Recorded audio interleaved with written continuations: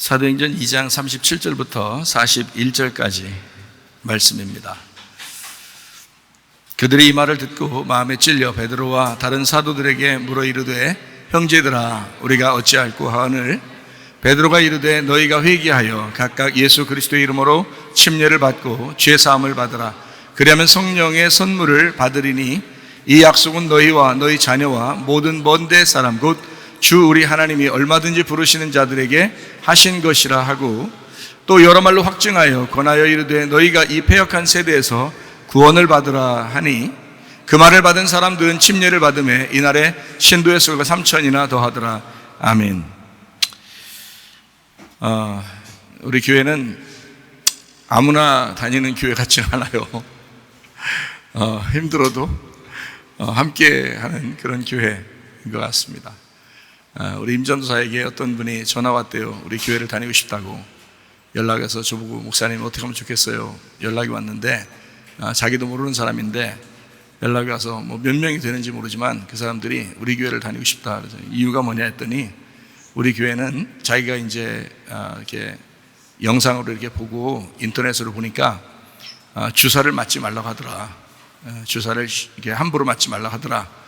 자기는 그런 생각하고 일치가 되는데 다른 교회들은 보니까 막 함부로 주사 맞고 그래가지고 위험한 사람들이 참 많고 자기 주변에도 위험한 사람들이 많이 생겨서 그래서 우리 교회를 다니고 싶다고 연락이 왔대요. 그래서 어떻게 하면 좋겠냐고 연락이 와서 제가 오지 말라고 해라. 아무나 다니는 거야 아니다. 일단 말씀이나 많이 들으라고 해라. 그쪽에다가 연락을 해서 말씀 듣고 그냥 오늘도 아마 그 예배를 혹시 들을 수 있을지 몰라요. 온라인 예배로 우리 교회를. 근데 어쨌든 말씀을 많이 들어라. 그쪽에서 뭐 여기 꼭 일부러 이렇게 굳이 오려고 하지 않아도 된다. 말씀을 들으려고 한다면 온라인으로 충분히 말씀 들을 수 있으니까 그렇게 하라고 해라. 몇 명이 될지 모르지만 몇 명인지 모르겠어요. 거기서 이렇게 연락 오는 게. 그래서 뭐 제 마음에 저는 그래요. 마음에 욕심 없어요. 진짜로. 그래서 그런 거 가지고 이렇게 연연하는 사람이 아닙니다. 그러니까 말씀을 어디든지 가서 어디든지 우리 말씀을 듣고 싶으면 들으면 되는 거죠. 그 뭐 큰 문제 없으니까 그렇게 하면 되지. 꼭 굳이 여기에 굳이 찾아오면 이 사람들 쉽게 다니는 사람들이 아니구나. 아마 알 거예요. 이거 쉽게 다니는 사람들이 아니다. 아무나 오는 곳은 아니구나. 이렇게 여러분이 아마 하루 이렇게 식사해보고 예배드려보고 하면 알 거예요. 금방. 쉽게 오는 곳은 아닙니다. 그럼에도 불구하고 이렇게 말씀 듣고 예배드리고 하는 것은 진짜 보통 사람이 하는 것은 아닌 것 같아요. 참 감사드리고 목사로서 참 이렇게 뿌듯하고 감사하고 그렇습니다. 여러분도 우리 교회를 사랑하고 또 그만큼 이렇게 같이 이렇게 짊어지고 간다 생각을 하니까 너무 감사해요. 그런 교회가 많지 않죠. 실제로 이렇게 같이 짊어지고 이렇게 어려움 가운데서 그렇지만 이런 고난이 어떤 고난이 올지라도 우리가 이겨내고 함께 음부의 권세가 이기지 못하도록 교회를 보존하고 지키고 수호하는 그런 교회가 많지 않습니다. 다 자기 편리한 대로 교회를 다니고 또 교회 하려고 그러죠. 그런데 참 목사로서 감사합니다. 또 여러분도 함께 이렇게 말씀을 나누고 또 같이 교제하고 교회가 이렇게 이루어지니까 너무 감사해요. 보람 있죠. 저도 참 보람. 요람에서 부동까지 너무너무 감사하는 거죠. 사도행전 2장에는 성령의 충만, 오순절이라는 성령의 충만을 이야기하는 곳이 사도행전 2장입니다. 이것은 사도행전 1장에 말했듯이 약속된 것이었다라는 것입니다. 약속된 것은 성령이었기 때문에 약속된 성령을 우리에게 주시고자 하는 그 주님의 마음이 사도행전 2장에 이루어졌는데 그게 바로 성령 충만이라고 하는 것입니다. 그런데 사도행전 2장에 이제 3,000명이 뭐 구원받고 그리고 예루살렘의 교회가 초대 교회가 이제 시작되는 그 바로 앞서서 베드로가 설교를 해요. 그 설교를 하는데 그게 요엘서 2장에 나오는 그런 설교거든요. 그러니까 요엘서 2장에 나오는 이제 이야기들을 이제 쭉 이야기하면서 사도행전 2장에 그러니까 사도행전 2장에 분명히 성령 충만에 대한 이야기잖아요. 성령 충만 오순절날 성령 충만 받았다 이런 얘기인데 거기서 이제 뭐를 강조하냐면, 베드로가 설교하면서 뭐를 강조하냐면 죽음을 강조합니다.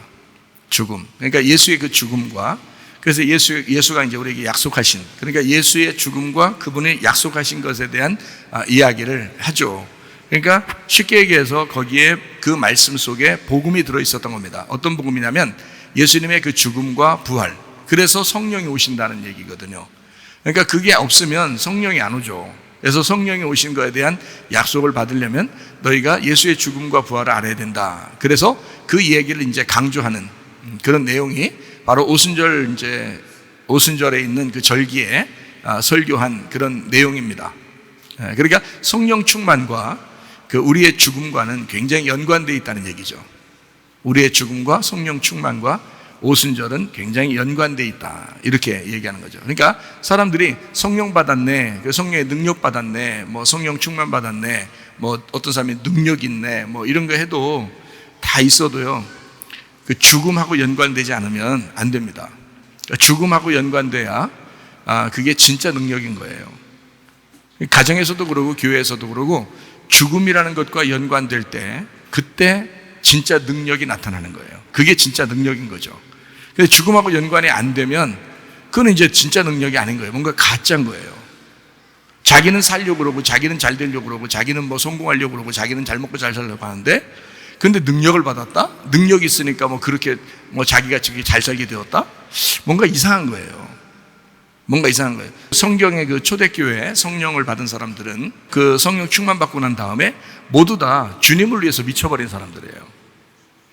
근데 보면 이 세상에 잘 사는 거에 미쳐버린 그런 사람들이 자기 성령 능력 받았다, 성령이 역사해서 자기가 권능을 받으니까 자기가 모든 게 잘 돼서 막 그냥 부자가 되었다, 이런 식으로 얘기하면 뭔가 문제가 있는 거예요.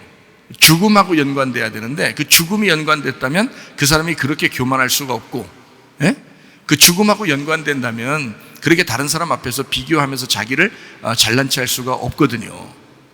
정말 죽음하고 연관됐다면. 그러니까 성령에 충만받은 사람들은 여기서 베드로의 설교를 통해서 보니까 죽음하고 연관되더라. 죽음과 부활을 말하는, 그게 이제 떡과 포도주인데요. 떡과 포도주, 주님의 만찬 때 예수님이 그러죠. 떡과 포도주를 나눠주면서 이건 내 살이요, 내 피다, 이렇게 주의 만찬에서 그러잖아요.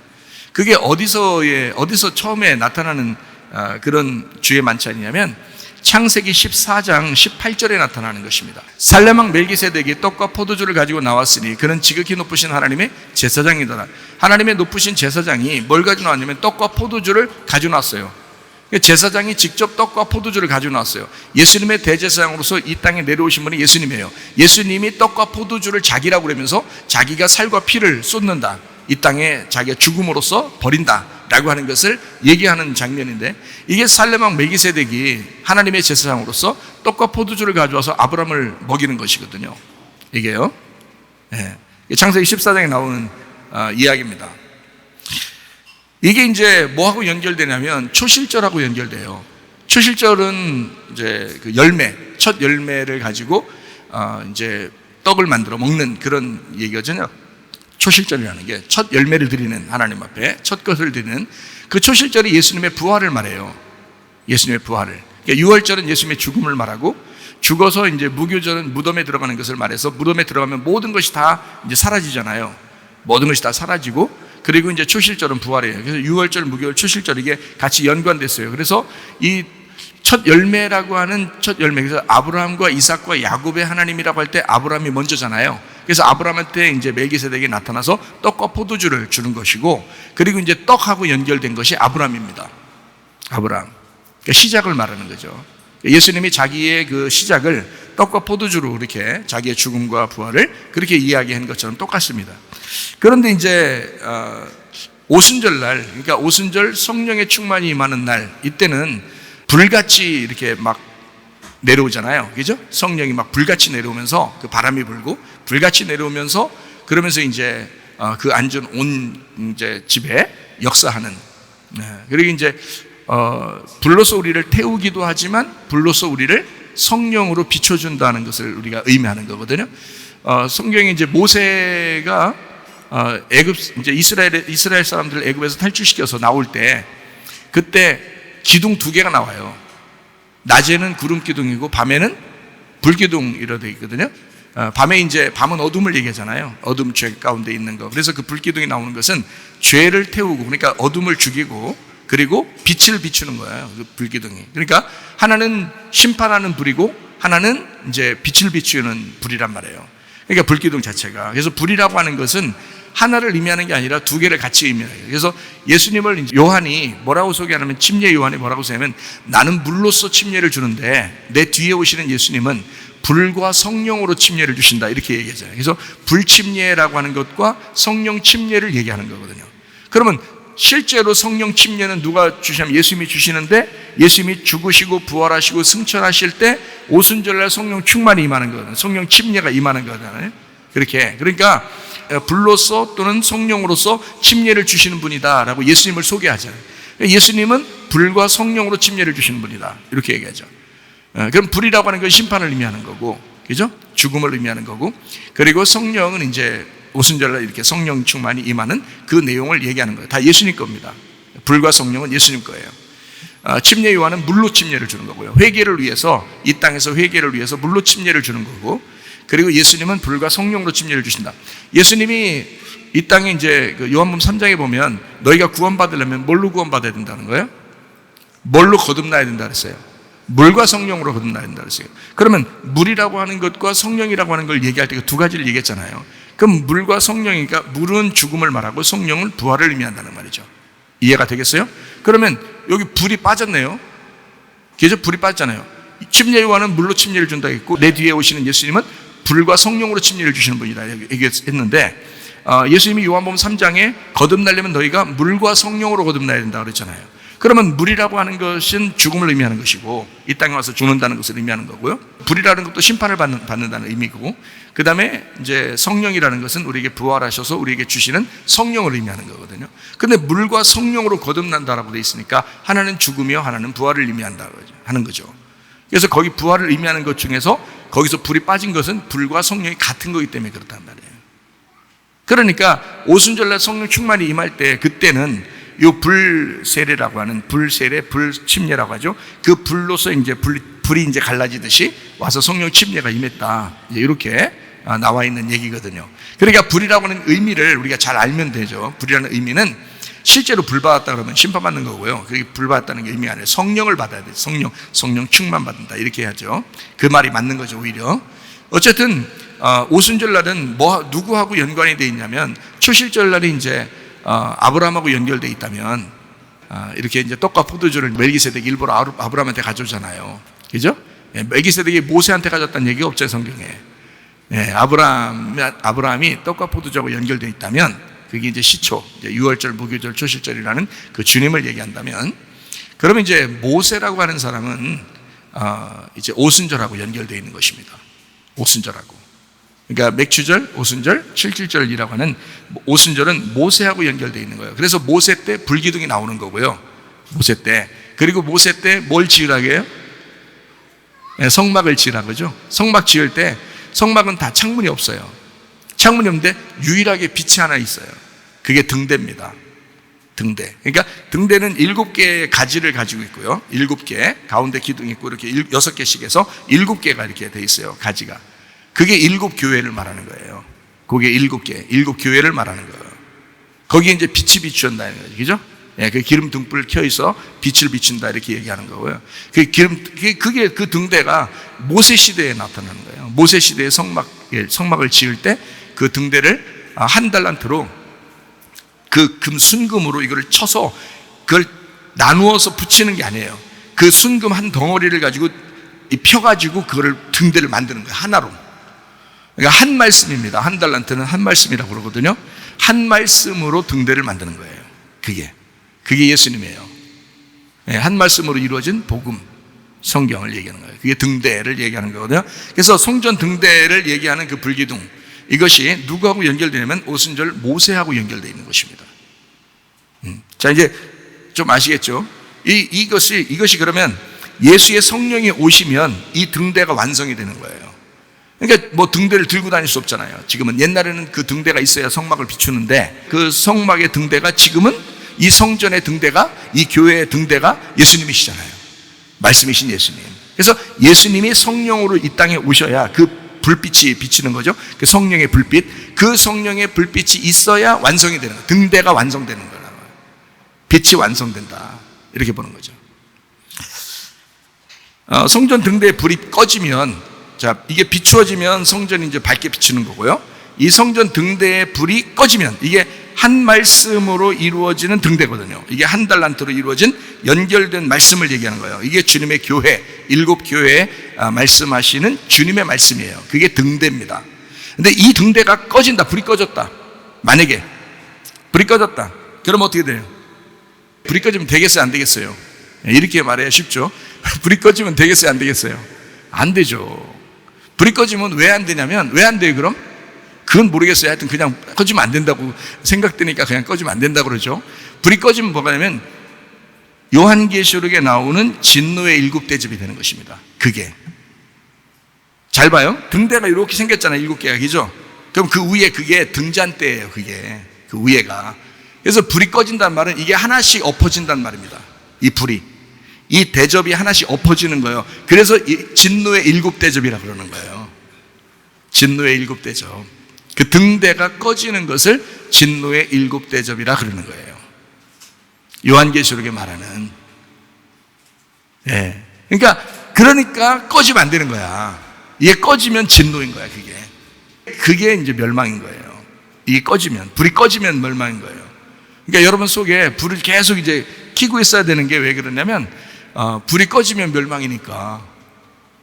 예. 그래서 마태복음 25장에 1절부터 13절에 10처녀가 나오죠. 슬기로운 5처녀, 미련한 5처녀가 나오는데, 미련한 5처녀는 어떻게 했냐면 불을 꺼뜨리고 있었다, 이 말이에요. 불이 꺼져가고 있었다. 그 말은 말씀이 사라지고 있었다. 그러면 진노가 오는 거예요. 그럼 멸망하는 것입니다. 음녀니까 주님 못 만나는 거예요. 신부들만 주님 만나거든요. 신부는 그럼 어떻게 간단하죠? 신부는 그럼 간단하죠. 어떻게 하면 신부가 되겠어요? 등불 꺼뜨리지 않으면 신부인 거예요. 등불 꺼뜨리지 않으면. 그럼 등불 어떻게 안 꺼뜨려요? 네. 환경과 이런 거 뭐 상관없이 주님의 말씀이, 그 기름 등불이, 그 말씀이 계속 채워지면 되는 거예요. 계속 채워지면. 그러면 멸망하지 않는 거예요. 그걸 신부라 그러는 것입니다. 예. 그 말씀이 계속 채워지는 걸 신부라 그러고, 말씀이 꺼져가는 것을 음녀라 그러는 거예요. 요한계시록에. 자, 이해가 되시겠죠? 그래서 마태복음 25장에 말하는 게 미련한 5처녀, 기름등불 꺼뜨리고 있다. 우리는 꺼뜨리면 안 된다. 그 성전의 등잔대가 꺼뜨리면 어두워지잖아요. 그래서 말씀을 모르고 말씀이 자꾸 꺼지기 시작하면 여러분 이상하게 어려워져요. 자기가 어두워집니다. 뭐가 뭔지를 모르겠는 거예요. 판단력이 안 서요. 어떻게 해야 될지 모르겠는 거예요. 그러니까 공허하죠. 허무하고 당황스럽죠. 어떻게 될지 모르니까 정리가 안 돼요. 질서가 안 잡혀요. 무질서하게 돼요. 그런데 우리가 말씀 듣고 말씀이 계속 보충이 되면 그 계속되는 말씀, 그 보충되는 그 말씀, 연속되는 성령 충만, 연속되는 그 오순절이 계속해서 불을 밝혀서 성령의 충만이 일어나는 거, 그러면 질서가 잡힌다. 오순절이라고 하는 것은 초실절이 있어야, 그 초실절 때문에 50일째 오순절이 오는 것이거든요. 초실절이 있어야 그게 부활이에요. 부활을 통해서 이 안식 후 첫날 부활하신 그 주님이 성령으로 다시 이것을, 성령의 충만을 주시는 날이 오순절이거든요. 그럼 오순절을 우리가 다른 말로 말하면 이렇게 말하면 돼요. 오순절을 다른 말로 말하면, 자, 성령이 어디에 계셨었어요? 원래 우리 마음에 지금 계시고 우리 마음에 오기 전에 어디 계셨었어요? 예? 예수님 속에 있었죠. 예수님 속에 있었죠. 예수님은 어디에 있었어요? 하나님 속에 있었고, 그죠? 그러니까 하나님이라는 껍질이 까지면 예수님이 나오는 거고요, 예수님의 껍질이 까지면 성령님이 나오는 거예요. 그러니까 성령님이 가장 알맹인 거야. 성령님이, 그분이 하나님이신 거예요. 성령이 와야 우리를 진리 가운데 인도하셔요. 그 진리는 예수님이에요. 그래서 예수님을 알게 한다 그 말이에요. 성령이 와야 그 진리를 알게 하고 그 예수님을 알면서 하나님을 깨닫게 되는 거예요. 자, 이해가 되시겠죠? 자, 무슨 말인가? 그러니까 자, 이거를 오순절이라고 하는 건 성령이 오신다는 얘기잖아요. 성령이 오신다는 건 가장 핵심, 가장 알맹이가 왔다는 얘기예요. 그죠? 성령이 오셔서 성령으로 충만하게 하니까 가장 알맹이가 왔다는 얘기. 이거를 다른 말로 말하면 알맹이가 나오니까 마음의 할례라고 그러는 것입니다. 마음의 할례. 그러니까 오순절은 그냥 오순절로 끝나는 게 아니라 우리 마음의 할례를 받아야 된다. 그날이 바로 오순절이다. 마음의 할례를 오순절 성령이라고 그렇게 말씀하셨어요. 우리 자신의 껍질을 까야, 우리가 깨져야 속에 알맹이가 나타나죠. 예수님이 십자가 못 박혀 돌아가시면서 그 자기를 깨뜨려야 그 속에 있는 성령님이 나오시는 거거든요. 그러니까 성령이 와야 교회가 만들어져요. 그래서 여러분, 교회는 성령님의 작품입니다. 그 말은 교회가 이 땅의 천국이란 얘기예요. 그러니까 핵심 중에 핵심, 핵심 중에 핵심이 교회였던 거예요. 그러니까 교회를 함부로 여기는 사람 얼마나 많아요. 응? 교회를 정말 어처구니가 없어요. 그 사람들은 성경을 몰라서 그렇습니다. 뭐 예수 예수 찬양 예수 이러면 다 되는 줄 아는데요. 예수님은 그 자기의 속에 있는 알맹이를 통해서 교회를 만들려고 했던 거예요. 그게 예수님의 목적이었던 거거든요. 이 땅에 오신 목적. 근데 그 목적을 상실하고 교회를 우습게 알고 우리 예수님 찬양하면 다 되는 줄 알아요. 그게 아니라고요. 네 속에 성령이 있느냐? 네 속에 성령이 있으면 너는 알맹이를 먹었을 것이고 그 알맹이 예수님의 핵심인 교회가 무엇인지를 깨닫게 되었을 거다 이 말이에요. 그래서 오순절날은 진정으로 교회를 깨닫는 날입니다. 오순절날은 진정으로 교회가 무엇이냐라는 걸 깨닫는 날이에요. 그래서 성령 충만 받은 이 사람들이 사도행전 2장에 3,000명 구원받고 난 다음에 바로 뭐 했어요? 모여서 교회를 만든 것입니다. 이 사람들이요. 성령 받으면 그 사람들이 이루어지는 첫 번째 목적, 그 목표가 뭐냐면 교회였던 거죠. 그 사람들이 그냥 뭐 예수 믿었어요. 그 거듭났어요. 그 회개했어요. 뭐 침례 받았어요. 그리고 3,000명 거듭났대요. 구원 받았대요. 끝! 이게 아니에요. 그리고 안 돌아갔어요. 그들은 모여서 교회를 만들었습니다. 왜? 하나님의 성령의 역사였으니까. 그게 성령의 목적이었으니까. 그게 오순절 날에 이루어져야 되니까. 오순절 성령의 충만을 받은 사람들은 반드시 그 사람들을 통해서 교회가 이루어져야 되니까. 그게 하나님의 천국이었으니까. 이 땅에 천국을 만들어놔야 되니까. 성령을 통해서. 그러니까 밤도 큰 가시 껍질 못 먹는 사람이 있고 껍질은 깠는데 그 속에 딱딱한 거 그것만 보고 먹는 사람이 있는 것이고, 네. 아니면 그걸 다 까서 그 속에 있는 알맹이 달콤하거든요. 밤이 달콤합니다. 엄청 맛있어요. 생거로 먹어도 맛있고요, 삶아 먹어도 맛있어요. 구워 먹어도 엄청 달고요.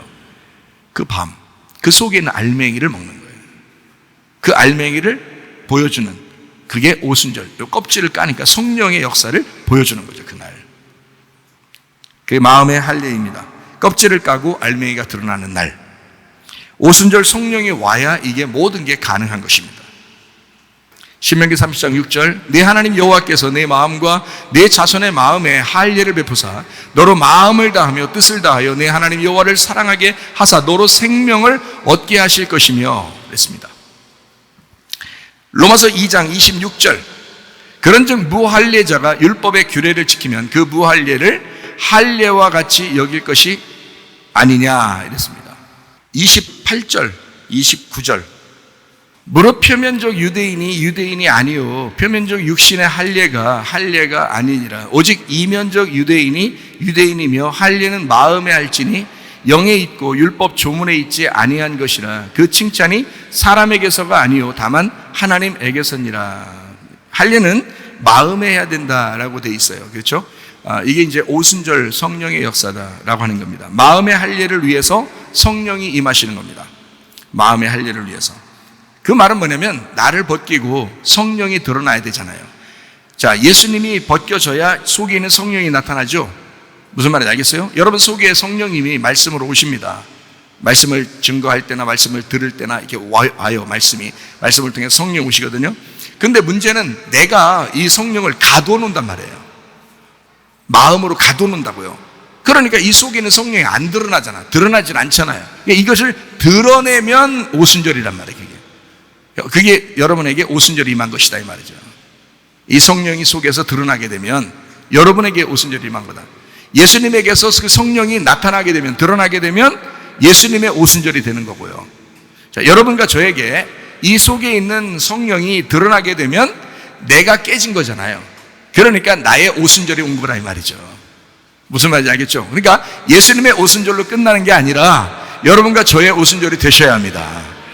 그래야 진짜 오순절이라는 거죠. 맥주절 지내면 뭐예요? 77절 지내면 뭐예요? 오순절 감사 지내면 뭐예요? 그게 중요한 게 아니라 마음의 할례를 통해서 예수 성령이 드러나도록, 이 속에서 예수가 성령이 드러나도록 그렇게 만들어져야 돼요. 그게 진정한 오순절이다. 나를 벗겨내고 성령을 드러내는 날, 이것이 우리에게 와야 된다. 초실절 부활이라고 하는 것은 6월절 무교절이 있어야 3일날 부활이 일어나는 거잖아요.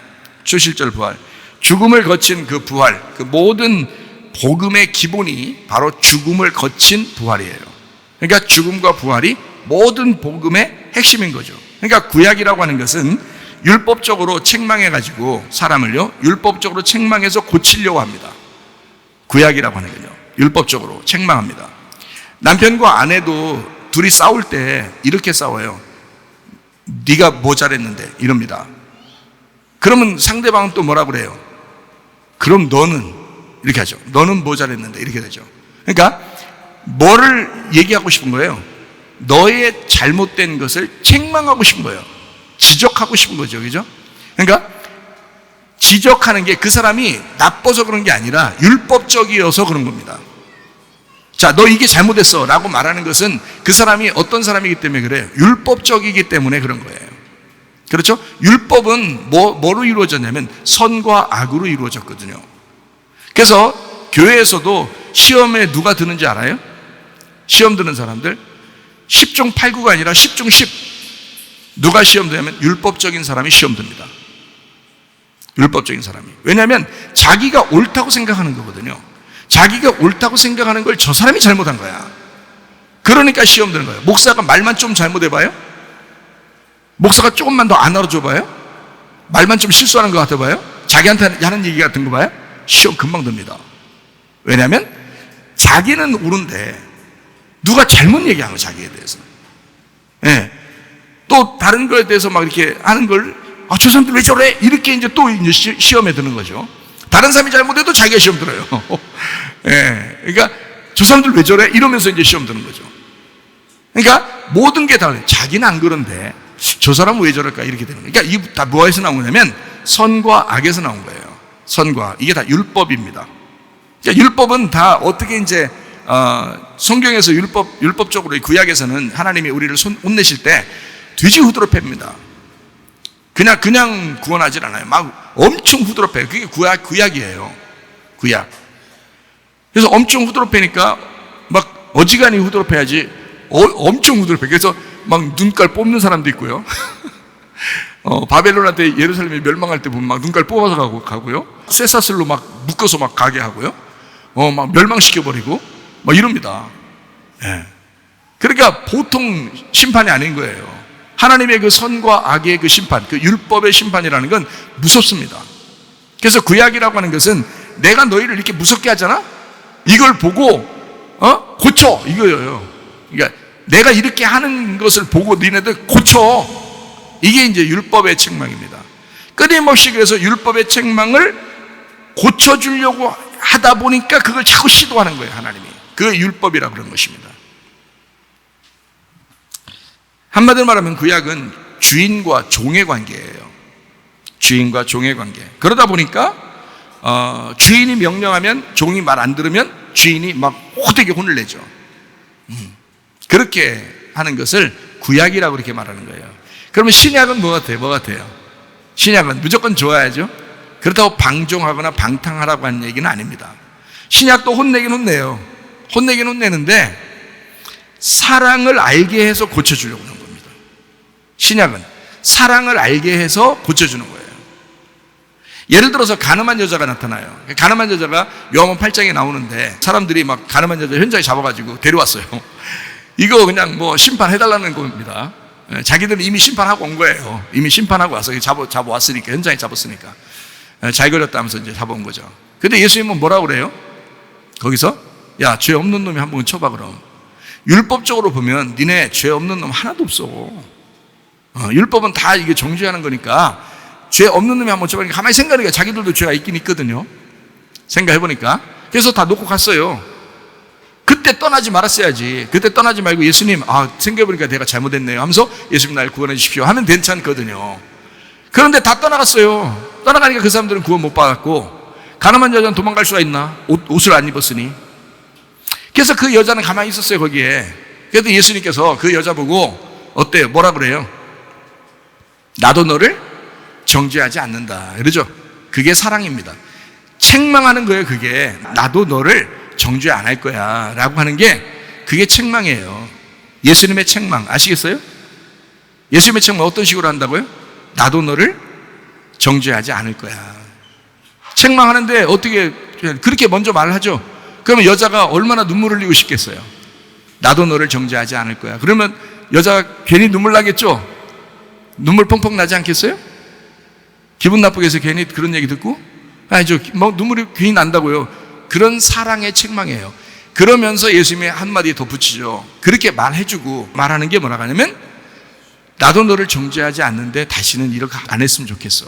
이 말이죠. 다시는 이렇게 하지 마라. 이러잖아요.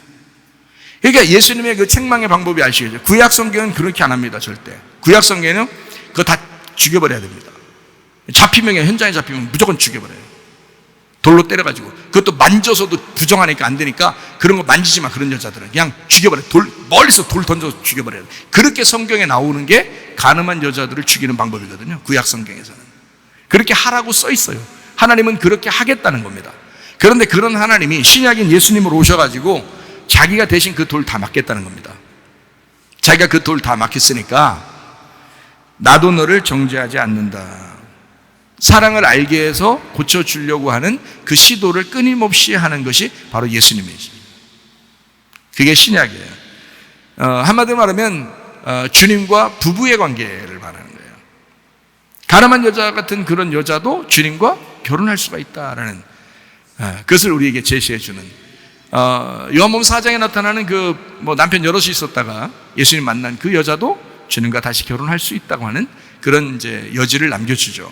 여러분과 저같이 이런 죄인, 소경이었고 또 38년 된 병자 같고 세리와 같고 창녀와 같은 우리들을 주님께서 신부로 맞아드리겠다고 하는 그런 내용들을 신약에서는 끊임없이 우리에게 손을 내밀고 사랑의 시도를 한다는 겁니다. 그게 사랑이에요. 사랑의 책망. 책망하시는 겁니다. 그거 사랑으로 책망하는 거예요. 남편과 아내가 서로 잘못했을 때 지적하는 게 아니라 너 이런 거 보니까 내가 진짜 기분 나빠. 너랑 내가 진짜 나니까 살아주지. 이런 얘기 하지 이런 얘기 하지 말고 진짜 사랑함으로써 책망할 수 있어요. 좋은 얘기를 함으로써 책망할 수 있습니다. 주님과 같이, 그죠? 좋은 말을 연구하세요. 그때마다 각 가정마다 다를 거니까. 어떻게 얘기하세요? 꼭 이렇게 얘기 안 해도 집집마다 다를 거 아니에요.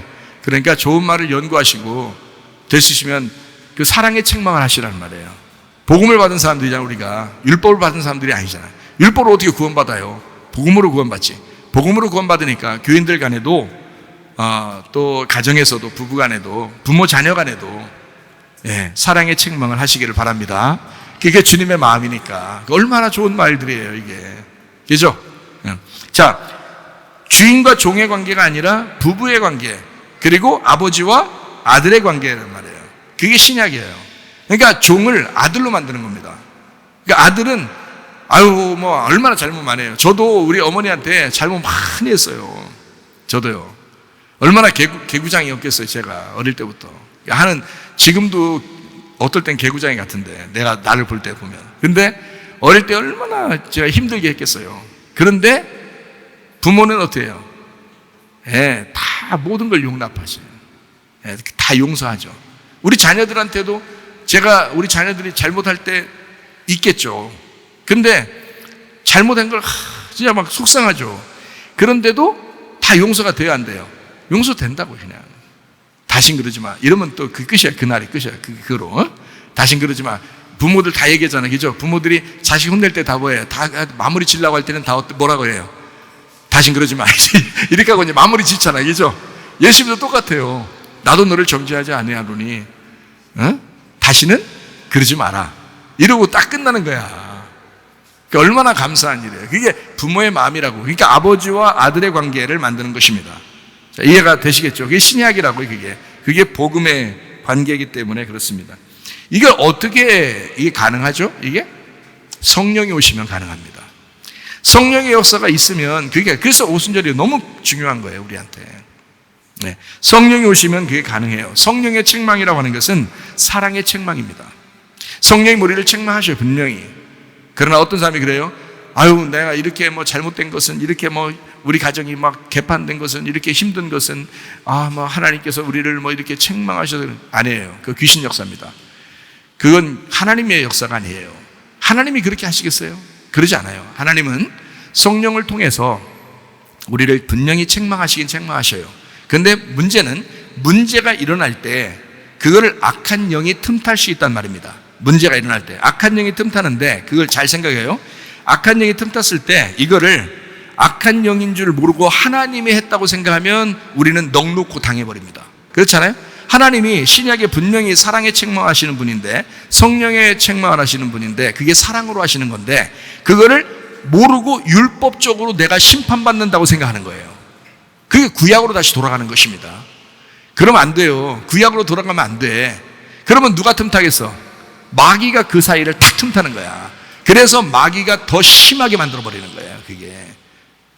그러니까 어떻게 하냐면 우리는, 자, 그랬을 때 하나님께서는 가만히 두시는 것 같죠? 돌아오게 하는 것, 기다리는 것처럼, 그죠? 가만히 두시는 것 같죠? 어떻게 돌아오게 하겠어요? 네가 나를 의지해라. 네가 나를 아버지로 의지해라. 네가 하나님의 성령을 의지해라. 이거를 기다리는 거예요, 주님께서. 그걸 기다리는 거예요. 그게 교육인 거야. 주님의 교육인 거야. 주님은 그걸 통해서 의롭게 교육시키려고 하는 거고, 마귀는 이 틈을 타서 쓰러뜨려 버리려고 하는 거고요. 근데 대부분이 다 쓰러지더라 이 말이에요. 쓰러지지 말고 성령을 구하시기 바라고, 성령의 충만을 구하시기를 바랍니다. 그래서 하나님의 성령께서 역사하시도록, 하나님의 성령은 반드시 사랑의 책망을 하신다. 그거를 이해해라. 그래서 구약과 신약은 약간 달라요.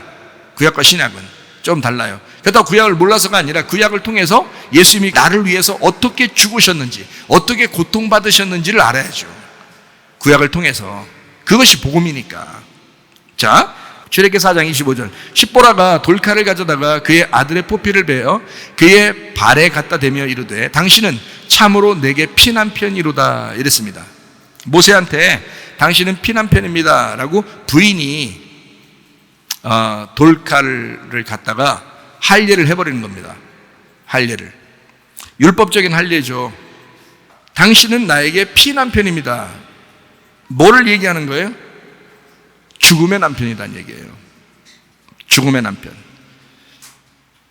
그러면 죽음의 남편입니다 했을 때 그 부인을, 십보라라는 그 부인을 모세가 그 바로 이어서 당신이 나한테 이따위로 얘기해?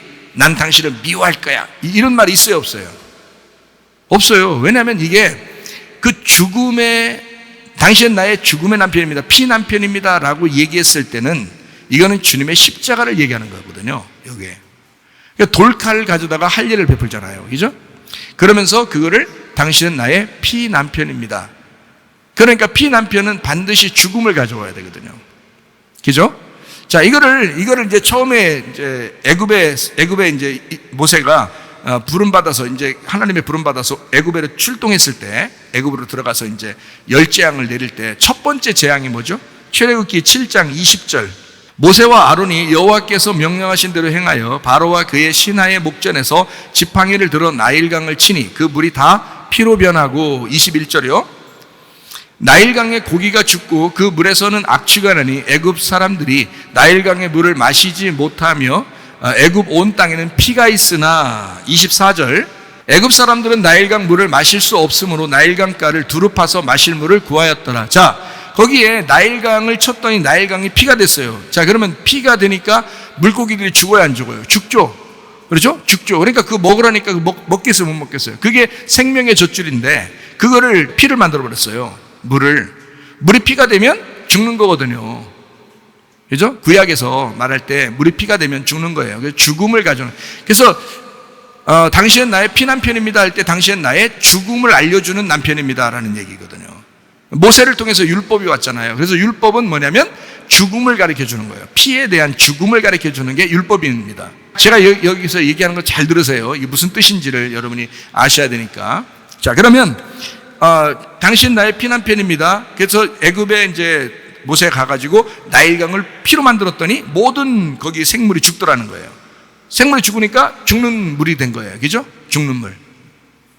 그러면 이 사람들이 죽는 물을 마셔야 돼요? 안 마셔야 돼요?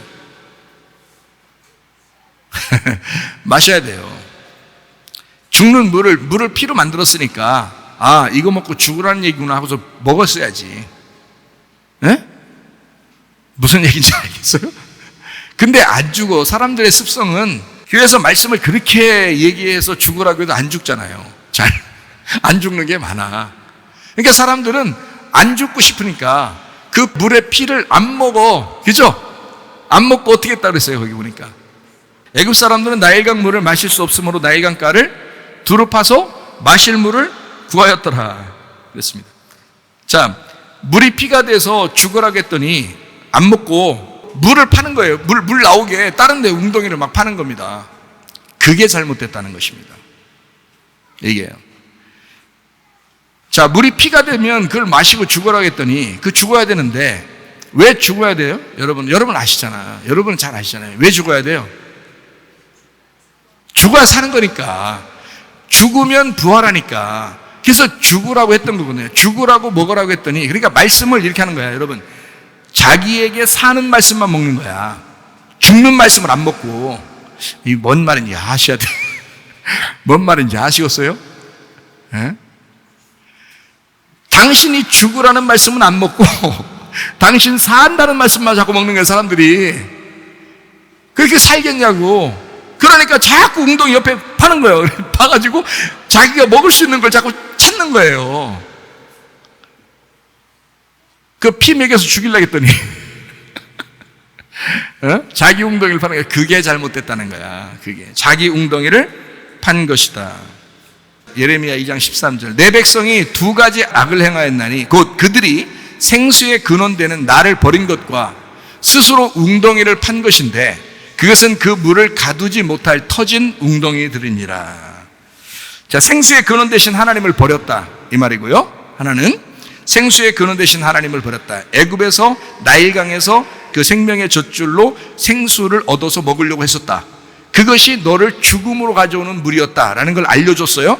그럼 그거 먹고 죽으면 부활해서 다른 물을 주실 텐데, 하나님 생수를, 하늘의 물을 주실 텐데 땅의 물을 자꾸 더 파는 거예요, 옆에. 그죠? 생수의 근원 되신 하나님을 버리고 스스로 웅덩이를 팠다. 스스로 웅덩이를 팠다. 그것이 터진 웅덩이더라. 그게 터진 웅덩이다. 네가 아무리 좋은 말만 들으려고 해봐라. 네가 아무리 좋은 말씀만 설교 들으려고 해봐라. 그거는 자기 열심에 율법적으로 구원받으려고 하는 말씀, 그 노력이기 때문에 남는 게 하나도 없는 말씀이 될 거다. 너에게 남는 게 하나도 없는 말씀이 될 거다. 그게 저주야. 그게 너에게 남는 말씀이야. 너 교회 수십 년 다녀봐라. 너 교회 30년 40년 수십 년 네가 다녀봐라. 네 속에 남는 말씀이 있는지 없다. 터진 웅덩이이기 때문에. 네가 듣기 좋아하는 말씀만 들으려고 했기 때문이다. 네가 죽으려고 하지 않았어. 주님께서 말씀하시는 것은 가감 없이, 여러분과 제가 그 가감 없이 말씀을 들으셔야 합니다. 그리고 그 말씀으로 여러분이 먼저 죽으셔야 합니다. 죽는 데까지만 가면 하나님이 살리셔요. 그게 오순절이라고요. 그래서 베드로가 그 설교를 하는 거예요. 죽음의 설교를 하는 거예요. 예수의 그 죽음의 설교를 하고 그리고 성령의 충만이 임한 것에 대한 이야기를 하는 거예요. 하나님의 약속된 것이 바로 그것이다. 이게 복음이었다라고 하는 것을 이야기하는 겁니다. 남는 게 하나도 없는 말씀. 교회는 수십 년 다녔으나 자기에게 진짜 책 한 권이라는 이 성경책 하나밖에 없는데 이 한 권의 말씀도 기억나는 게 없다. 희한하지 않느냐? 희한하지 않느냐? 말씀을 알지를 못한다. 성경을 많이 읽긴 읽었는데 이해를 못한다. 희한하지 않느냐? 터진 웅덩이이기 때문이다. 네가 판 웅덩이들이기 때문이다. 그것이 하나님이 볼 때는 악한 것이다. 그게 악한 거야. 말씀도 하나도 모르고 안 되는 거야. 자, 피난편이라고 하는 것은 모세를 의미합니다. 그래서 율법을 얘기하죠. 율법은 우리에게 죽음을 가져옵니다. 선과 악으로 나눠서 심판하는 것이기 때문에 십자가의 죽음을 의미해요. 그래서 예수님도 율법 안에서 와가지고 율법으로 죽으셨단 말이에요. 물과 피로 임하셨다. 주님께서 그 죽음을 얘기하는 거. 예수님은 물과 피로 임하신 분이시다 라고 얘기하는 거죠. 물과 피로 임하셨다. 그 죽음을 의미하는 거고 율법적 책망의 교훈입니다. 주님은 우리에게 항상 율법적으로 책망하시려고 하죠. 왜냐하면 구약 성경에 그 말씀이 들으니까 율법적으로 책망하신다. 근데 그 죽음이 생명이 된다는 것을 잘 이해를 못한다. 사람들이 율법적으로 그 말씀이 왔을 때 자기가 그 죽으면 그것이 자기에게 생명이 된다는 사실을 잘 모른다. 그래서 하나님은 우리에게 율법적인 책망을 통해서 너를 심판하는, 그러니까 너의 그 선악으로 이루어진 똘똘 뭉쳐진 그 마음의 할례를 통해서 너를 찢고 마음을 찢고 그리고 너에게 생명을 주시려고 하는 그 주님의 사랑의 책망을 늘 시도하신다는 거죠. 주님께서. 그런데 우리는 그걸 받으려고 하질 않는다. 그게 모세가 우리에게 전해준 율법이에요. 천사가 전해준 율법. 천사가 모세를 통해서 전해준 그 율법 있죠. 그게 구약의 율법입니다. 그거는 우리에게 율법적인 책망. 근데 그것을 누가 와서 완성하냐면 예수님이 그 안에서 죽으시고 그 고통 가운데 완성하셔서 우리에게 사랑의 책망을 또 하시려고 한다는 거죠. 사랑의 책망을. 그게 이제 신약이라고 하는 겁니다. 그래서 생명의 남편이라고 그래요. 예수님을. 모세는 피의 남편이고. 무슨 말인지 알겠어요? 모세를 십보라가 뭐라고 얘기했어요? 그 부인이 당신은 피남편이요 라고 하잖아요. 왜냐하면 율법으로 죽는 남편이란 말이에요. 그러니까 모세는 가나안 땅을 들어가요? 못 들어가요? 못 들어간다고 써 있잖아요. 성경에. 요단강을 못 건너요. 그거 자기가 그냥 건너면 되지. 자기가 솔직히 하나님 못 들어가게 해도 자기가 그냥 수영해서 가면 되지. 그렇게 따지면 요단강이 뭐 유명한데 뭘 그 길이가 들어가는 게 몇 메다 안 돼요. 더 짧은 데도 있고요. 더 좀 큰 데도 있고요. 요단강이요. 이게 쭉 흘러내리는 이 시냇물까지 이렇게 흘러내리는 겁니다. 그리고 수영 애들 수영 조금만 배우면요. 수영 못하는 애들도 한 몇 발자국만 가면 건너가는 게 요단강인데. 그거 건너갈 수 없겠어요? 성경은 정확하게 울타리를 딱 쳐서 우리에게 틀을 만들어주기 때문에 모세는 들어갈 수가 없도록 만들어야 돼. 왜냐하면 율법이라는 모세는 대표잖아요. 율법의 대표. 그래서 그 십자가는 그 요단강을 건너서 가나안 땅으로 입성할 수가 없어요. 누가 데리고 들어가야 돼요? 여호수아가 사람들을, 광야에서 태어난 사람들을 요단강을 건너서 데리고 들어가는 곳. 여호수아가 누구냐면 예수님을 의미하는 거거든요. 그러니까 모세는 광야에서 죽게 만들고 사람들을, 예수님은 우리를 가나안 땅으로 인도하시는 분이라는 말이죠. 그러니까 모세는 피의 남편이고, 잘 들어요. 모세는 피의 남편이고 예수님은 생명의 남편이 된다는 거지. 무슨 말인지 알겠죠? 예. 그러니까 우리는 생명의 남편에게 속한 사람들입니다. 예. 자, 여기 알겠죠? 그러니까 생명의 남편이신 예수님을 뭐라 그러면 율법이 아니라 복음이라고 그러는 거예요. 그래서 제가 막 자주 얘기하죠. 우리 복음을 들어야 된다. 진리의 말씀을 들어야 된다라고 얘기하는 그런 많은 이야기들이 다 예수님을 알맹이로 껍질을 까서 여러분에게 주기 때문에 그런 것입니다. 복음이라고 하는 예수님을 알려주는, 부활을 의미하는 것입니다. 물을 포도주로 만들죠. 포도주 색깔이 어떨까요? 빨간하겠죠? 빨간하겠죠. 물과 피로 임하셨는데 물과 피로 임하셨으면 다 죽음을 의미하는 거거든요. 물이 피가 되면 죽음이에요. 근데 물이 포도주가 되면 어떻게 될까요? 둘 다 빨간, 색깔은 빨갛는데 물이 포도주가 되면 어떻게 돼요? 요한복음 2장에 나오는 그런 말씀, 요한복음 2장 7절부터 10절까지 말씀입니다. 예수께서 그들에게 이르시되 항아리에 물을 채우라 하신즉 아구까지 채우니 이제는 떠서 연회장에게 갖다 줘라 하심에 갖다 주었더니 연회장은 물로 된 포도주를 맛보고도 어디서 났는지 알지 못하되 물떠온 하인들은 알더라. 연회장이 신랑을 불러 말하되 사람마다 먼저 좋은 포도주를 내고 취한 후에 낮은 것을 내고는 그대는 지금까지 좋은 포도주를 두었도다 하니라. 이랬죠? 자, 물이 포도주가 됐어요. 이거는 이거 죽이자는 거예요? 잔치하자는 겁니까? 잔치하자는 거죠. 그러니까 죽이자는 피의 남편이 아니라 생명의 남편이니까 생명을 주겠다는 겁니다. 물이 피가 되도록 하는 게 아니고 물이 포도주가 되게 하겠다는 거예요. 그러니까 가나의 혼인잔치는 잔치입니다. 혼인잔치, 신부들에게 주고 싶어하는 혼인잔치, 생명의 물. 그래서 잔치를 하겠다. 다시 말하면 율법적인 책망이 아니라 사랑의 책망을 하겠다라고 하는 복음을 의미하는 겁니다. 포도주입니다. 포도주. 자기의 죽음으로 사랑이 생명이 되게 하겠다. 끊임없이 사랑을 시도하는 거예요. 주님께서 오셔가지고 그래서 이렇게 율법적으로 막 굉장한 사람들, 부자 이런 사람들한테는 바리새인 이런 사람들한테는 책망하시고 그러죠. 율법적으로 그죠? 탁 책망하십니다. 그런데 거지라든지 소경이라든지 세리라든지 이런 사람들은 이런 사람들 있잖아요. 죄인이라든지 문둥병자라든지 이런 사람들은 굉장히 사랑하시고 고쳐주시고 그럽니다. 사랑하시고. 그죠? 네, 사랑의 책망입니다. 그 사람들 계속해서 죄 짓고 돌아다니라 이런 말이 아니잖아요. 사랑해주면 그 사랑 때문에 사랑을 받은 사람은 너무 좋으니까 죄를 짓고 싶지가 않은 거야. 그 다음에 그런 은혜를 그걸 은혜라고 그러는 거예요. 그러니까 죄인이 된 사람은 주님의 은혜, 복음의 말씀을 통해서 은혜를 받는 거예요. 은혜를 받으면 그 사람이 기분 좋으니까, 주님을 너무 사랑하니까, 사랑을 받으니까 죄를 짓고 싶지 않는 거죠. 그게 진짜 사랑의 책망이라는 겁니다. 사랑의 책망, 자기의 죽음으로 사랑이 생명이 된다고 하는 것을 끊임없이 책망을 시도하는 그 주님의 마음입니다.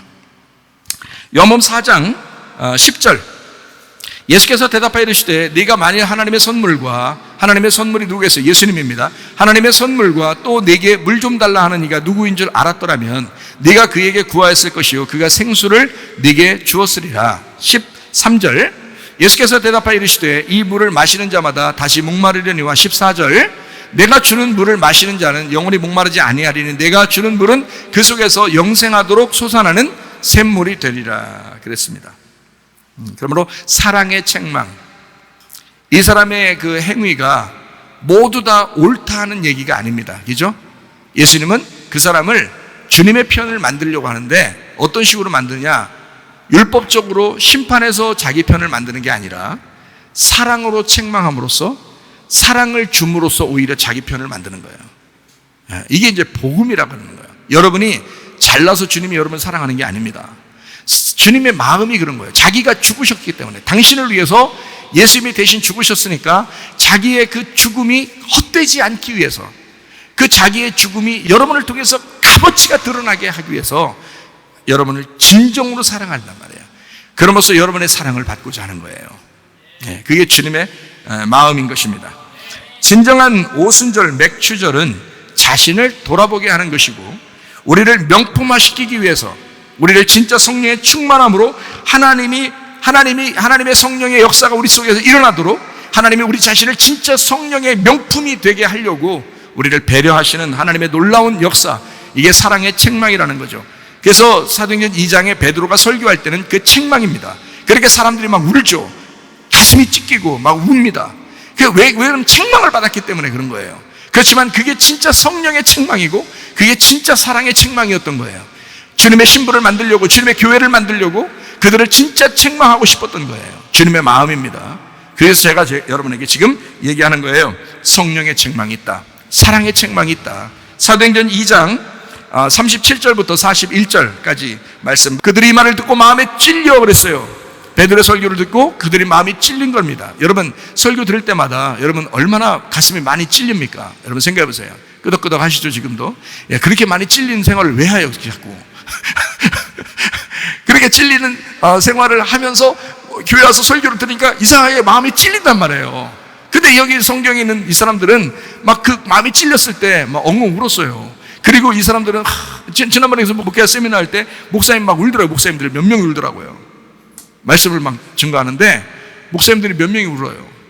분명히 말씀에 찔림이 있어야 되는 거예요. 마음에 찔리는 게 있어야 된다고요. 여러분, 베드로가 다른 사람들에게 뭐라 했는데 형제들하고 우리 어떻게 했으면 좋겠냐 어찌할꼬 이러잖아요. 어찌할꼬 하거늘 베드로가 이르되 너희가 회개하여 각각 예수 그리스도의 이름으로 침례를 받아라. 그럼 죄사함 받을 것이다. 그러면 성령의 선물을 받는다 그래서 성령의 선물을 그죠? 회개하라는 거예요. 회개는 돌아서는 것입니다. 여러분의 지금까지의 생활을 바꾸는 거예요. 옛날 성품대로 살면 안 돼. 땅의 운명대로 살면 안 돼. 옛날 그 성격대로 살면 안 돼. 바꿔. 예수님을 진짜 몰랐던 그것을 계속 그렇게 살면 안 돼. 그래도 괜찮은 줄 알고 그렇게 살면 안 돼. 예수님을 아는 쪽으로 바꿔야 된다. 이게 회개란 말이에요. 돌아선단 말이에요. 이 약속은 너희와 너희 자녀와 모든 먼데 사람 곧 주 우리 하나님이 얼마든지 부르시는 자들에게 하신 것이다. 모든 사람이 성령 주겠다는 거예요. 또 여러 말로 확증하여 권하여 이르되 너희가 이 패역한 세대에서 구원받아야 된다. 너 세상에 속해 있으면 안 된다. 거기서 분리돼서 나와야 된다. 거룩해져야 된다. 분리돼야 된다. 구원받아야 된다. 이 말이에요. 여러분 구원이 진짜 뭐예요? 여러분 세상 그대로 살면서 세상 사람처럼 비슷하게 살면서 구원받았다고요? 아니, 그건 거짓말입니다. 그건 외식입니다. 그건 위선이에요. 그럼 위선 떨면서 하나님 앞에 예배드린다고 하나님 받아주시겠습니까? 아니에요. 세상과 우리는 분리된 사람들이에요. 우리는 철저하게 거룩한 사람들입니다. 철저하게 세상과 다른 인생을 사는 사람들이라 이 말입니다. 그 말을 받은 사람들은 침례를 받았다고 그랬어요. 그들이 회개하기로 결심한 겁니다. 그죠? 죄사함 받은 거예요. 구원받은 겁니다. 이 나라의 신도의 수가 그때 진짜 구원받은 사람의 수가 3,000이나 더하더라. 이렇게 이야기하고 있습니다. 마음에 찔린 성령의 선물을 받은 날이에요. 그날이 마음에 찔리고 성령을 받았다. 그들이 회개했잖아요. 회개할 결심을 하고 말씀을 들었잖아요. 그죠? 그냥 들으나 보자 한번. 더 죽겠는데 들으나 보자. 그래서는 안 되고요. 마음에 찔리면 회개해야 돼. 내가 이게 진짜 이렇게 살면 안 되겠다. 내가 주의 말씀으로 내가 살아야 되겠다. 자, 그래서 명품 신앙인이 되시기를 바랍니다. 브랜드 파워가 있어요. 브랜드 가치라는 게 있죠. 자기가 명품인 사람은 다른 사람하고 비교하겠어요, 안 하겠어요? 비교 안 해요. 자기가 명품이니까 다른 사람 눈치 보며 살겠어요, 안 살겠어요? 눈치 안 봐요. 자기가 명품이니까. 그래서 뭐 못 배운 사람도 있잖아요. 그리고 돈 별로 없는 사람도 있잖아요. 그런 사람들이 명품 더 많이 산다네. 그게 통계래요. 진짜예요. 잘 들어요. 우리 집사람하고 얘기하면서 이게 다 요약된 말씀이에요. 이게 백만장자가 있어요. 천만장자가 있습니다. 조만장자가 있어요. 이 사람들 다른 사람 별로 의식 안 하고 삽니다. 그렇겠죠? 다른 사람 눈치 보는 인간들은 다 뭐냐? 다 작은 개미들입니다. 다른 사람 눈치 보고 사는 사람들은 자기가 없으니까, 자기가 못 배웠으니까, 자기가 돈이 별로 없으니까. 그래서 조금이라도 치장하고 싶은 거예요. 보여주고 싶은 거죠. 백만장자, 천만장자, 조만장자들이 함께 만나면 그 중에 누가 더 눈치 최고 안 볼까요? 조만장자입니다. 그 사람이 최고 눈치 안 보겠죠. 3명 중에서 백만장자, 천만장자, 조만장자 3명이 만나면 조만장자가 최고 눈치 안 보는 거예요. 그래서 조만장자, 우리 지금 세계에서 조만장자들이 있거든요. 여러분 누군지 딱 이게 떠올리면 알죠. 조만장자인 사람들. 그 사람들 옷이요, 명품 옷 안 입습니다. 티 같은 거 입어요. 티. 그냥 티 같은 거 편한 옷 입어요. 그런 거 입고 나오고 뭐 이런 거 봤죠? 텔레비 같은데, 뉴스 같은데. 그냥 티 같은 거 하나 입어요. 사람들 눈치 안 봅니다. 왜 그래? 자기가 명품이니까 그런 거예요. 자기 가치가 그만하니까. 자기 가치가 어마어마하잖아. 자기 조만장자야. 그러니까 다른 거로 치장을 안 해. 자기가 걸어다니는 명품이야. 근데 명품 하겠어? 다른 거로 안 하는 거야. 그런 조만장자, 그 조만장자 남편을 가진 부인도 그렇게 옷 안 입어요. 편한 옷 입고 다닙니다. 그래도 다 알아, 사람들이. 저 사람 브랜드 가치가 명품인 거 다 알아. 근데 그렇게 안 한 사람들은 배우지도 못했죠. 돈도 별로 없죠. 그래서 다른 사람한테 뭔가 보여줘야 되겠죠. 명품으로 막 그냥 치장하려고 합니다. 그게 백화점 사람들이 우스갯소리로 거기는 직원들이 하는 얘기들이에요. 내가 행복하면 그만입니다. 세상을 즐기는 즐거움 말고 성경적인 진짜 행복을 가지셔야 합니다. 여러분, 자기가 명품이 돼야 되는 거예요. 여러분이 아무리 꾸며보세요. 명품 되나? 안 돼요. 우리는 오순절이 와야 감사 축제가 되고 성령이 충만해야 진짜 행복한 것입니다. 복이라고 하는 그 단어가 있는데, 복이라는 게 베레크, 바라크라고 그러는데요. 이게 무릎을 꿇다에서 유래된 단어입니다. 무릎을 꿇다, 복 받았다는 말이에요. 이 행복이라는 단어가 원래 해석이 잘 안 된대요. 다른 나라 말로 행복이라는 단어가. 근데 원래 성경에 행복이라는 단어가 없고 복이라는 단어가 있거든요. 복이 행복입니다. 그러니까 행복하냐?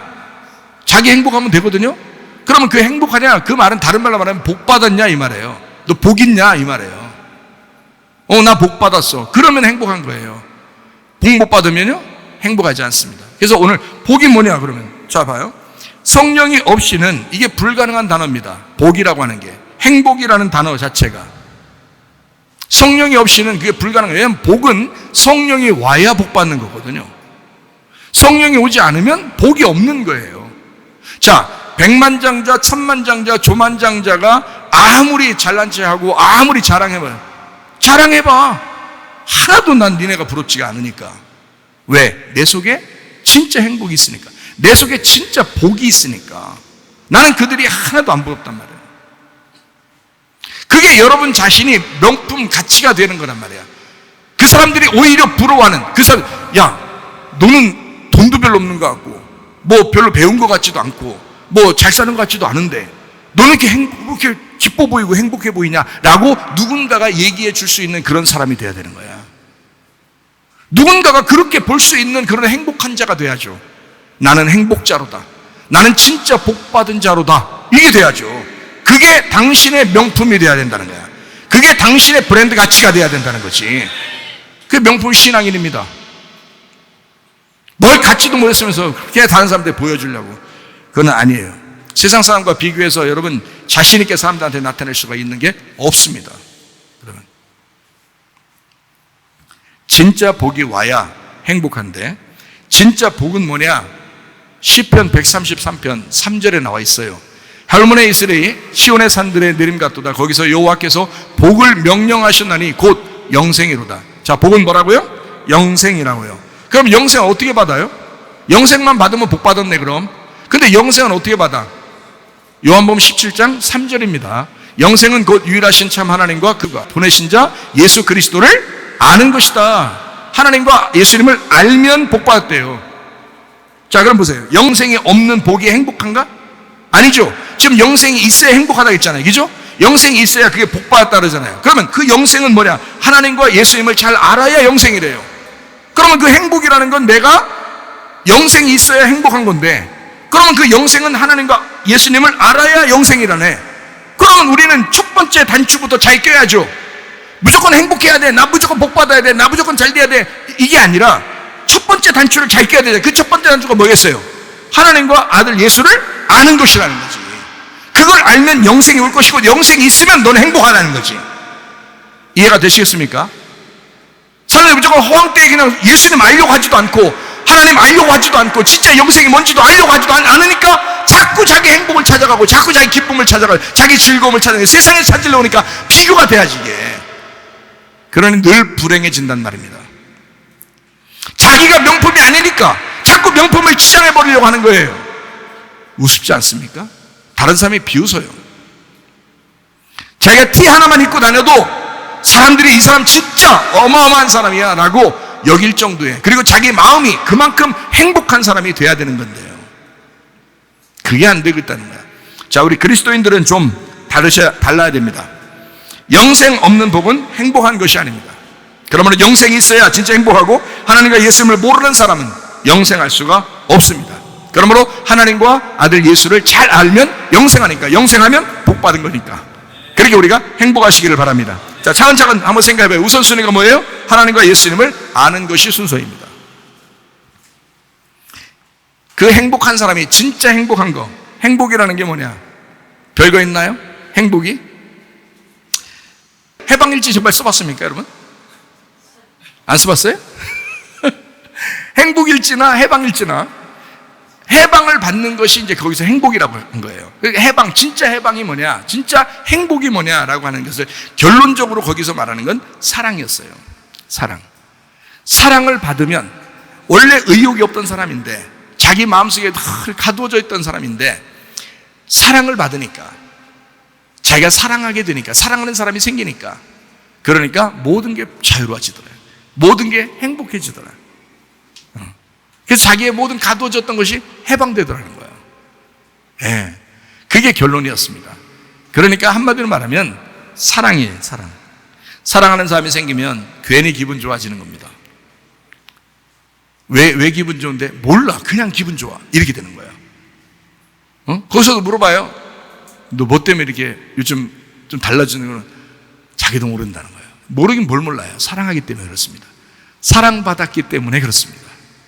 사랑하는 사람이 자기에게 있다는 거, 그리고 내가 사랑하는 사람이 된다는 거, 이것만큼 행복한 것은 없더라. 그것만큼 자기를 자유롭게 하는 것은 없더라. 한마디로 그 사람을 생각만 해도 기분이 좋아지더라. 그게 사랑이라는 겁니다. 주님한테는 어떻습니까, 여러분? 주님 생각만 해도 눈물 나고, 주님 생각만 해도 그렇게 좋고 기쁩니까? 주님은 우리한테 그러실 텐데. 주님은 그래서 이미 해방하신 분입니다. 그분은 이미 자유로우신 분이에요.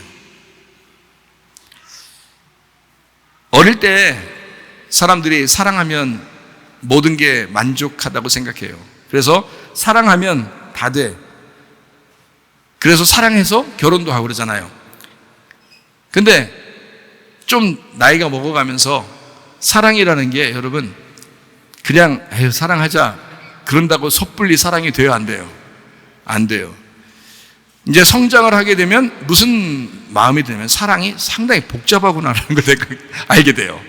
그 전에 사랑은 굉장히 단순한 거였는데, 어릴 때 사랑은 사랑하면 모든 게 다 됐는데, 나이가 먹어가면서 사랑 그러면 굉장히 복잡해집니다. 사랑 그러면. 그러니까 오늘 한번 생각해 봐요. 자, 성장하게 되면 사랑은 복잡해지더라. 성장하지 못한 어린아이들은 사랑하면 모든 게 그냥 수월해지더라. 그냥 괜히 기분 좋고 그냥 그거로 끝이에요. 근데 사랑하면 할수록, 나이가 먹어가면 먹어갈수록, 진짜 사랑을 알게 되면 알게 될수록 복잡해집니다. 성장한 사람이 사랑하면 다 되는 줄 알고 그랬는데, 사랑 하나로 결혼하게 되고, 그리고 아무것도 모르고 아기도 낳고 부모가 됩니다. 그죠? 그냥 사랑이면 다 되는 줄 알고 그냥 성장하면서 그렇게 되는 거예요. 그냥 뭐 성장하면서 누굴 사랑하게 되고, 그냥 단순해지니까 사랑하면 그냥 결혼하고, 결혼하니까 아기도 낳고, 사랑하면 다 됐어요. 한 3년 지나니까 그러던가요? 그 다음부터 복잡해집니다. 인생 사는 게 복잡해져요. 결혼했기 때문에 더 복잡해지는 거예요. 아기를 낳기 때문에 더 복잡해지는 거예요.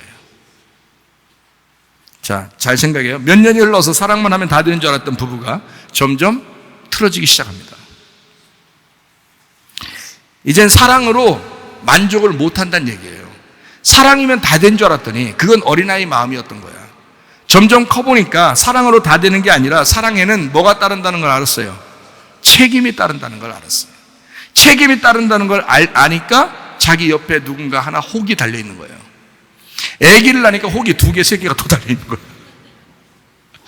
예? 이건 보통 책임감이 없는, 이게 보통 책임감이 아니에요. 이게 책임감이 더 중요한 거구나라는 거, 이게 더 오래 가야 되는 거구나라는 것을 간과한 거예요. 그냥 사랑하면 다 되는 줄 알고 덥석 물어버린 겁니다. 그게 이제 어린아이예요. 애들이니까 그런 거예요. 그러니까 애들이니까 그렇게 하고, 또 그러니까 결혼도 하지. 그죠?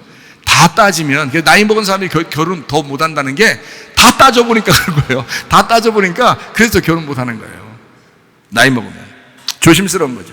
서로가 책임을 지는 게 사랑이라는 사실을 나이가 먹어가면서 알게 된 겁니다. 그죠? 자, 조금 더 얘기해요. 예수님의 그 사랑은 어떤 걸 예수님이 우리를 사랑한다라고 얘기하는 거냐면 나를 책임지겠다는 겁니다. 나를 책임지겠다. 그래서 예수님은 나를 사랑하신다라고 말씀하시는 거예요. 양을 위해서 목숨을 건다 해서 선한 목자라고 자기를 표현합니다. 자기는 선한 목자야. 나는 양을 위해서 목숨 버려. 그렇게 주님이 얘기하는 거죠. 자기가 책임지겠다는 겁니다. 그냥 사랑한다고 양을 사랑하는 게 아니란 말이에요. 이해가 되시겠어요? 주님의 사랑이라고 하는 것은 양을 위해 목숨을 버리기 때문에 사랑이라는 거예요. 자녀를 위해서 끊임없이 가슴으로 우는 그 사랑의 아버지. 지금도 우리를 위해서 우시는 그 사랑을 가진 아버지, 그래서 우리를 사랑하겠다, 사랑한다라고 말씀하시는, 하나님은 사랑이야 라고 말씀하시는 겁니다. 책임지는 남편의 아가페 사랑, 그 주님께서 남편으로서 우리 신부를 끝까지 책임질 거야 라고 하는 그 책임, 그래서 사랑한다고 그러는 거지 우쭈우쭈 한다고 사랑하는 게 아니란 말이에요. 주님의 사랑은, 그 성경의 사랑은 그런 사랑이 아니라는 거죠. 진짜 사랑한다, 책임진다는 것입니다. 책임진다. 부부의 사랑은 남편 쪽에서 먼저 프로포즈합니다. 맞죠? 그게 성경적이에요. 사랑을 약속하죠. 프로포즈 한다는 것은 내가 당신을 사랑할 거야 라고 약속하는 거예요. 프로포즈하는 거. 보통 여자가 먼저 안 하고 남자가 먼저 하더라고요. 남자가 먼저 한다고 해요. 왜냐하면 성경적이니까. 왜냐하면 성경에서도 예수님 우리한테 먼저 그랬지, 우리가 먼저 그런 건 아닌 것 같아요. 예수님 먼저 우리한테 프로포즈 하신 거예요. 예? 사마리아 여자한테도 예수님 먼저 찾아가셨잖아요. 예, 그렇죠? 마찬가지 우리한테도 우리가 죄인인데 주님이 먼저 돌아가시면서 자기가 우리를 사랑한다고 손을 내미는 거죠. 그래서 우리가 그 손을 받아준 거죠. 예. 반지를 딱 내밀면서 우리한테 받아달라는데 그거 우리가 어떻게 안 받아요? 받았죠. 우리가 주님의 프로포즈를 받은 것입니다. 보통 남자가 여자한테 프로포즈 하는 거예요. 혹시 우리 교회에 있는 가정에서 반대가 있는 사람이 혹시 있는지 모르겠지만은 그거는 예외로 하고 보통 남자가 다 프로포즈를 한다고 합니다. 사랑을 약속하는 겁니다. 예수님도 우리에게 그러셨기 때문에 예수 남편의 사랑이라고 그래요. 그거를. 그러니까 남편이 먼저 사랑을 하시는 거죠.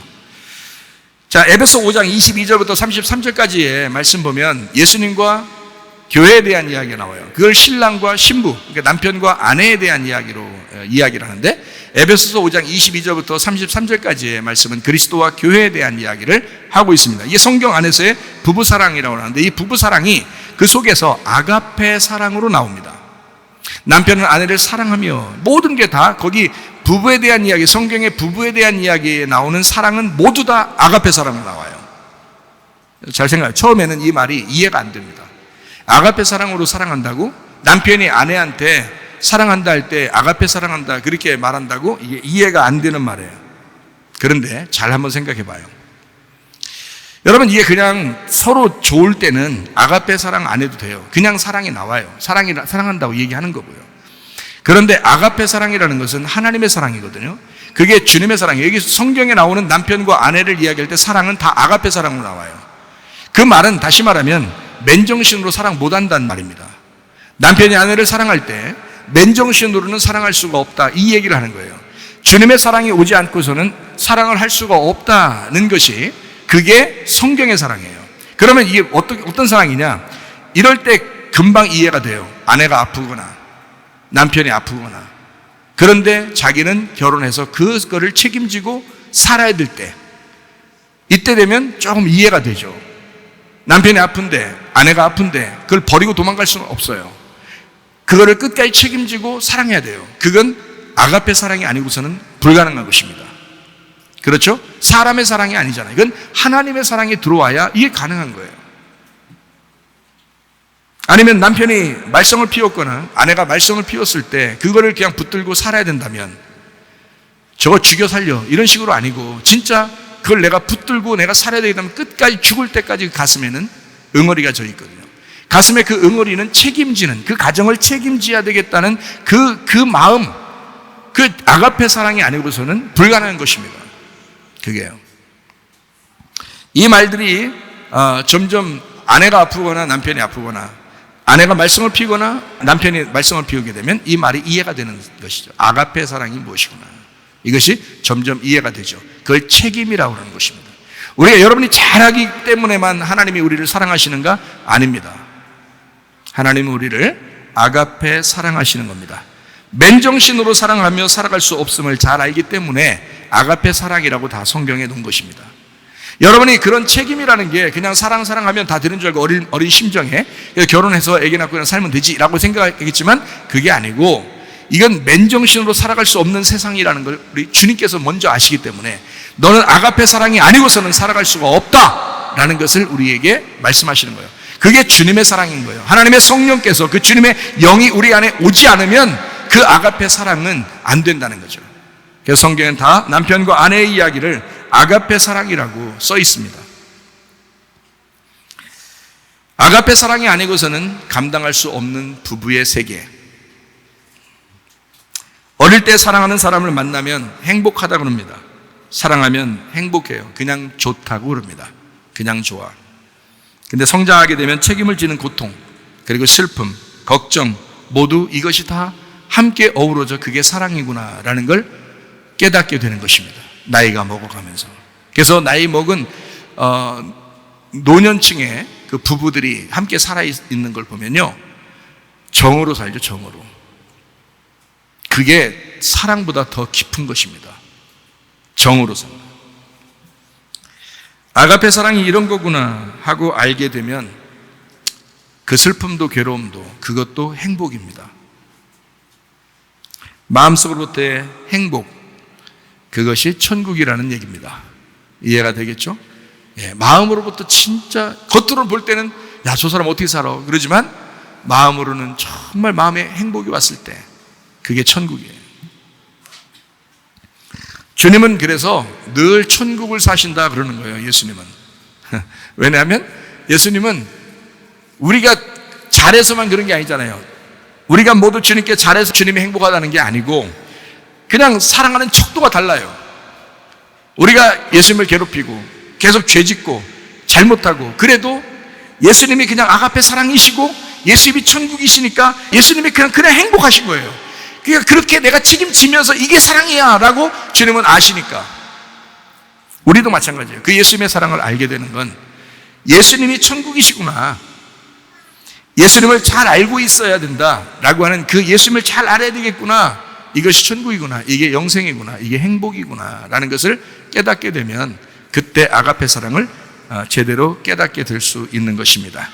내가 명품 브랜드 가치를 가지려고 하면 명품이 되면 되는 것입니다. 명품의 사람이 되면 되는 거예요. 명품 걸치려고 하지 말고 네가 명품이 되면 된다. 예수님만큼 우리에게 명품이 있는가? 그리스도인에게 진짜 명품이 무엇인가? 핸드백인가? 아니면 안경인가? 시계인가? 핸드폰인가? 옷인가? 무엇이 여러분의 진정한 명품인가? 그리스도인에게, 진짜 교회 다니는 사람에게 진짜 명품은 무엇인가?